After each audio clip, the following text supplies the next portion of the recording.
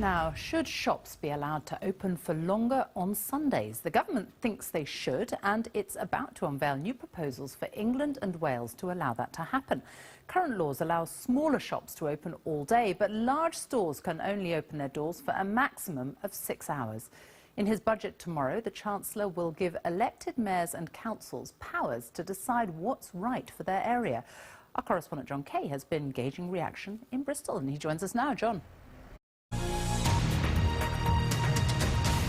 Barclays Bank has fired its chief executive, Anthony Jenkins, after less than 3 years in charge. It's understood that the board thought the pace of cost-cutting was too slow and that the bank's investment arm wasn't performing well enough. Mr. Jenkins is being replaced temporarily by the bank's new chairman. Here's our business editor, Kamal Ahmed.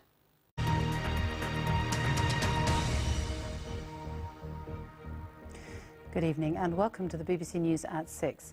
A former SS guard at the Nazi death camp Auschwitz has been found guilty of facilitating the murder of 300,000 people. 94-year-old Oskar Gröning was known as the bookkeeper of Auschwitz. His job was to count the money confiscated from prisoners as they arrived at the camp. A court in Germany sentenced him to 4 years in prison at the end of what's expected to be one of the last Holocaust trials. Well, our correspondent Caroline Wyatt is in Lüneburg, where his trial took place. Caroline. Now, caught on camera by an unmanned NASA spacecraft that's travelled 3 billion miles to get there, this is the most detailed image ever seen of the planet Pluto. And there were celebrations at Mission Control this morning when the spacecraft sent a message to Earth telling scientists that it had survived its close encounter with the dwarf planet.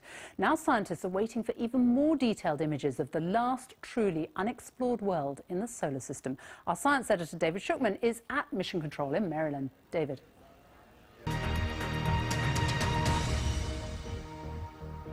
Good evening. Confidential letters written by Prince Charles to Tony Blair and his ministers when Labour were in government have been published after a 10-year legal battle by the Guardian newspaper.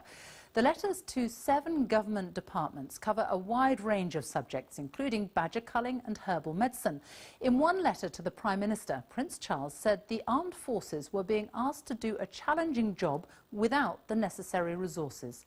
Clarence House says publishing the letters will only inhibit the Prince's ability to express concerns. Here's our royal correspondent, Nicholas Witchell.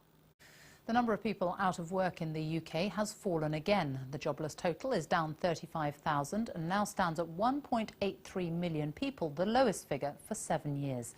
It means that 5.5% of the UK's working population are out of work. Average wages, excluding bonuses, were up 2.2%. But the good news was tempered by a more pessimistic outlook from the Bank of England, which cut its forecasts for economic growth, wages and productivity. Here's our economics editor, Robert Peston. Introduced greater powers to tackle extremism, saying that Britain has been a passively tolerant society for too long. The Prime Minister says a new counter-extremism bill will be in the Queen's speech later this month.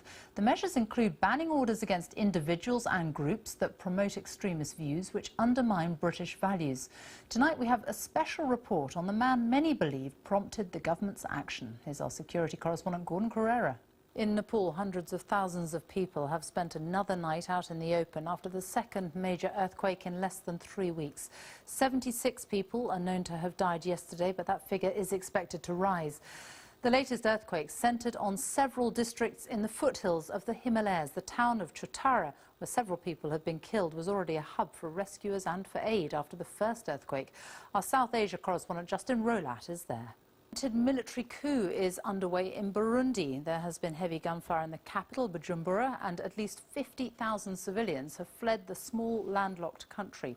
The East African nation was affected by the overspill of the Rwandan genocide in 1994, but also had its own civil war in which more than 300,000 people were killed.